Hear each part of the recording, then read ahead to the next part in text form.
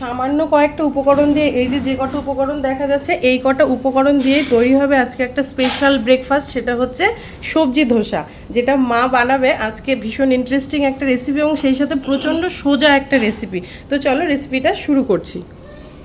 নমস্কার, কল্পনা কিচেনে তোমাদের সবাইকে অনেক অনেক স্বাগত এই হেলদি এবং খুব সহজ রেসিপিতে। তোমরা সাথে থেকে পুরো ভিডিওটা দেখো, আশা করছি খুবই ভালো লাগবে।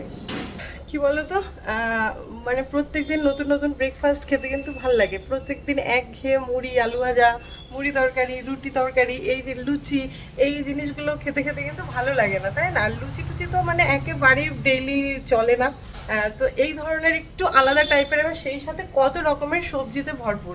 তো সব কিছু মিলিয়ে যদি এরকম হেলদি কিছু ব্রেকফাস্ট মাঝে মধ্যে বানিয়ে খাওয়া যায়, খারাপ হয় না, তাই না? তো মা এই ব্যাপারগুলো খুব এক্সপার্ট। মা সেই জন্য আজকেও রেডি করেছে একটা সুন্দর ব্রেকফাস্ট বানানোর জন্য, সেটা যেটা একদম প্রপার ধোসা হয়, মানে সাউথ ইন্ডিয়ান সেই ধোসা নয়। এটা হচ্ছে মা নিজের থেকে বানিয়েছে, সব রকমের সবজি দিয়ে করবে। মানে প্রপার ধোসা যেটা, সেটার ভেতরে তো আলুর পুর থাকে শুধুমাত্র, চাল ডাল মিলিয়ে। হ্যাঁ হ্যাঁ, ওটা হচ্ছে চাল, বিরুলির ডাল এসব দিয়ে করে। আর এটা হচ্ছে একদম ইনস্ট্যান্ট হয়ে যাবে, সুজি দিয়ে করেছে। হ্যাঁ হ্যাঁ, এবার সুজিটা কিভাবে রেডি করেছে সেটা মা তোমাদেরকে সুন্দর করে বলে দেবে। এবার হচ্ছে এই সুজির ব্যাটারটা কিভাবে রেডি করেছো সেটা একটু ভালো করে বলে দাও।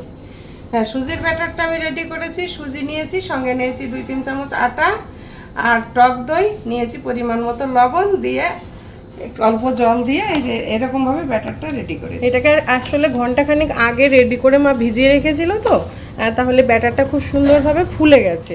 এটা জাস্ট ঘুম থেকে উঠে তোমরা রেডি করে নেবে। রেডি করে অন্যান্য কাজ করতে করতে, মোটামুটি সবজি রেডি করতে করতে এগুলো হয়ে যাবে, তাই না? এটা ফুলে যাবে। সুজি একটু আগে ভেজালে সুজিটা খুব ভালোভাবে ভেজে সেট হয়ে যায়, তাহলে ধোসাটা খুব সুন্দর হয়। আর এখানে সবজি নিয়েছে ধনেপাতা, পেঁয়াজ, কাঁচা লঙ্কা, টমেটো, ক্যাপসিকাম নিয়েছে, আলু নিয়েছে, বিট নিয়েছে, গাজর, এখানে নিয়েছে কারি পাতা। আর এখানে এই তিনটে জিনিসই গোটা প্রেশার কুকারে সিটি দিয়ে নিয়েছে, তাহলে পরে বেশ সুবিধা হয়েছে। একদম গোটা, মানে যে ভালো করে ধুয়ে সিটি দিয়ে নিয়েছে, নিয়ে এগুলোকে যেরকম পিস পিস করে কেটে নিয়েছে।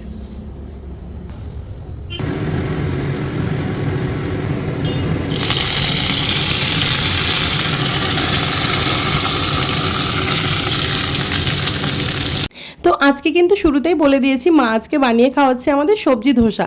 আর সকালবেলার ব্রেকফাস্টে দেখবে একটু মুখরোচক কিছুই আমরা খুঁজি, কিন্তু মুখরোচকের মধ্যেও একটু তো হেলদি হতে হবে ব্যাপারটা, তাই না? কারণ সকালবেলার খাবারটাই আমাদের বডিতে সারা দিনের নিউট্রিশন যোগান দেয়, এবং সব থেকে বেশি নিউট্রিশন কিন্তু সকালবেলার ব্রেকফাস্টটাই আমাদের বডিকে দেয়। তো যেটা ব্যাপার সেটা হচ্ছে মা যে সবজিগুলো নিয়েছিল সেগুলো পরপর দিয়ে দিল। সাদা তেল দিয়েছিল প্রথমে, তার মধ্যে কারি পাতা ফোড়নে দিয়ে পেঁয়াজ দিয়ে পরপর সবজিগুলো দিয়ে দিল, দিয়ে জাস্ট মিক্সড করতে থাকছে।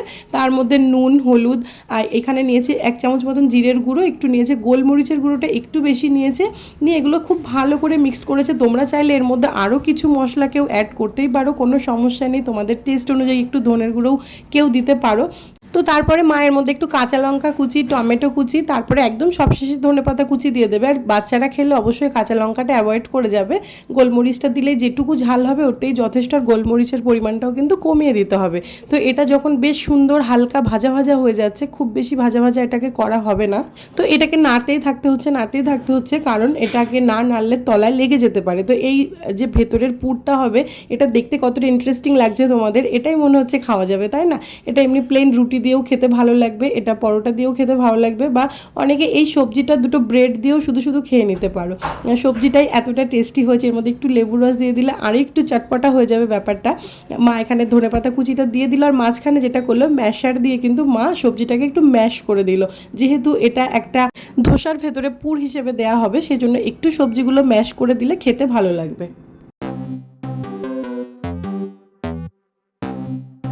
তো এইবারে একটা ফ্রাইং প্যান বসিয়ে নিয়েছে মা। ফ্রাইং প্যানটা বেশ ভালো করে গরম হওয়ার পরে ওর মধ্যে একটু তেল ব্রাশ করে নিয়েছে, একদম ব্রাশ করে নিয়েছে, কিন্তু বেশি করে তেল দেয়নি।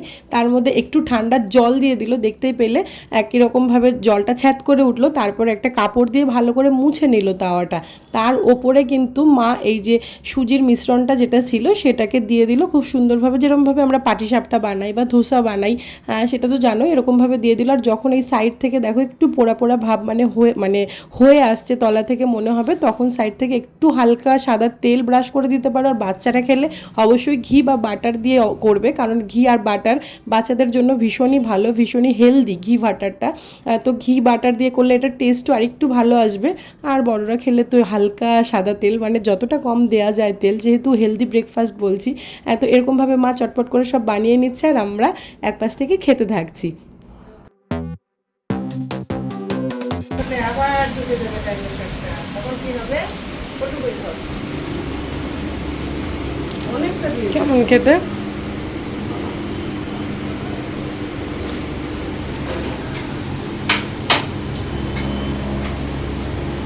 বাসনা খাও, রিভিউ দাও।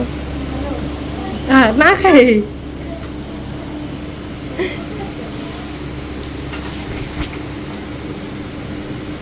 ওইটা না, এইটা না, এইটা এইটা না, এইটা আমি খাইছি এক পাশ থেকে।